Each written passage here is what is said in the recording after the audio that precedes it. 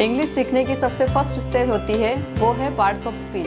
Parts of speech मतलब भाषा के अंग। पार्ट्स ऑफ स्पीच के 8 टाइप होते हैं। सबसे पहला अंग है नाउन। नाउन मतलब संज्ञा। तो आइए देखते हैं संज्ञा क्या है और इसके डिफरेंट एग्जाम्पल क्या क्या है। नाउन को हिंदी में संज्ञा भी कहते हैं। किसी व्यक्ति, वस्तु या स्थान के नाम को संज्ञा कहते हैं। तो आइए इसके एग्जाम्पल देखते हैं। अहमदाबाद प्लेस है इसलिए नाउन हुआ। टेबल एक वस्तु है, ये भी नाउन हुआ। राहुल किसी इंसान का नाम है तो ये भी एक नाउन हुआ। दूसरा है प्रोनाउन। प्रोनाउन मतलब सर्वनाम। तो आइए देखते हैं प्रोनाउन क्या होता है और इसके क्या क्या एग्जाम्पल हैं। A pronoun is a word used instead of a noun. Pronoun को हिंदी में सर्वनाम भी कहते हैं। नाउन की जगह यूज होने वाले वर्ड को प्रोनाउन कहते हैं। उदाहरण के लिए राहुल इज ए बॉय। यहाँ पर राहुल नाउन है लेकिन इसकी जगह हम यूज कर सकते हैं he is a boy. Rahul की जगह हमने ही लिया, यहाँ पर ही एक प्रोनाउन है।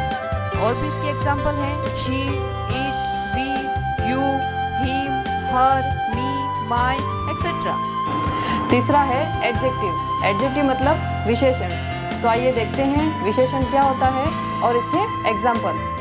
An adjective is a word that modifies or adds to the meaning of a noun or pronoun. Adjective को हिंदी में विशेषण कहते हैं।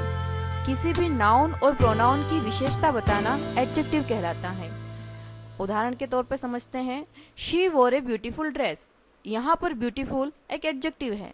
Ben is an adorable baby। यहाँ पर adorable एडजेक्टिव है। Beautiful और adorable दोनों ही नाउन और प्रोनाउन की विशेषता बता रहे हैं, इसलिए दोनों यहाँ पर एडजेक्टिव हुए। चौथा है वर्ब। वर्ब मतलब क्रिया। तो आइए देखते हैं वर्ब क्या है और इसके एग्जाम्पल क्या है। A verb is doing work that tells us something about a person और थिंग। वर्ब को हिंदी में क्रिया कहते हैं। जिस शब्द से किसी कार्य का होना या करना समझा जाए उसे वर्ब कहते हैं।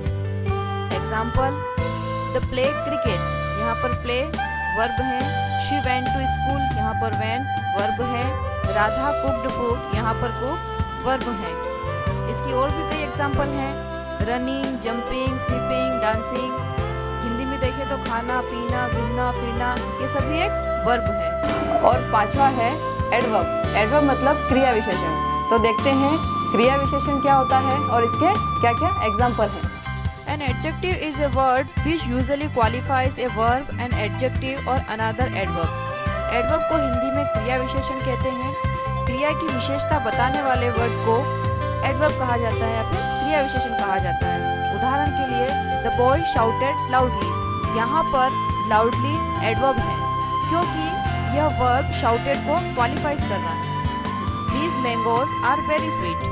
यहाँ पर very adverb है क्योंकि एडजेक्टिव स्वीट को क्वालिफाई कर रहा है। अगला है प्रीपोजिशन। प्रीपोजिशन मतलब संबंध सूचक। तो आइए देखते हैं प्रीपोजिशन क्या होता है और इसके क्या क्या एग्जाम्पल हैं। A preposition is a word used before a noun और pronoun to show the place, position, time और method relating to that noun और प्रोनाउन।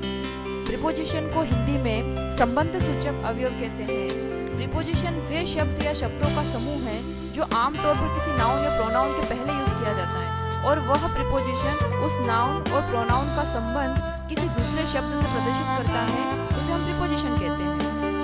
उदाहरण के लिए समझते हैं the book was on the table. यहाँ पर ऑन प्रीपोजिशन है।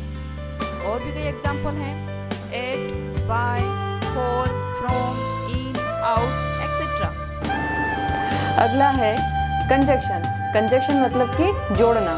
तो आइए देखते हैं कंजक्शन क्या होता है और इसके क्या एग्जाम्पल हैं। A conjunction is a word that joins words, phrase, clauses और sentences.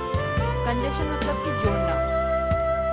दो सेंटेंसों को जोड़ना कंजक्शन कहलाता है।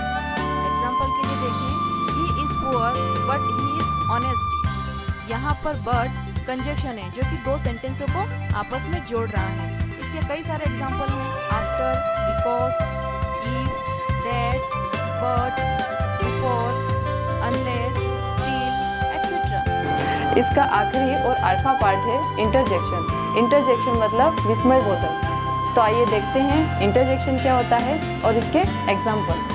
An interjection is a word which expresses some sudden feeling or emotions. Interjection को हिंदी में विस्मयबोधक कहते हैं।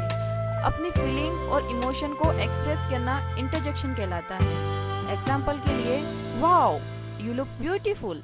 यहाँ पर वाओ इंटरजेक्शन है। ओह शी इज डेड, यहाँ पर ओ इंटरजेक्शन है, क्योंकि वाओ और ओ बोलते टाइम हमारे चेहरे पर जो एक्सप्रेशन आते हैं, जो फीलिंग आती है, जो इमोशन आते हैं, उसको इंटरजेक्शन कहते हैं। यही इंटरजेक्शन है। तो हम लोगों ने देखा पार्ट्स ऑफ स्पीच के 8 अंग कौन कौन से होते हैं।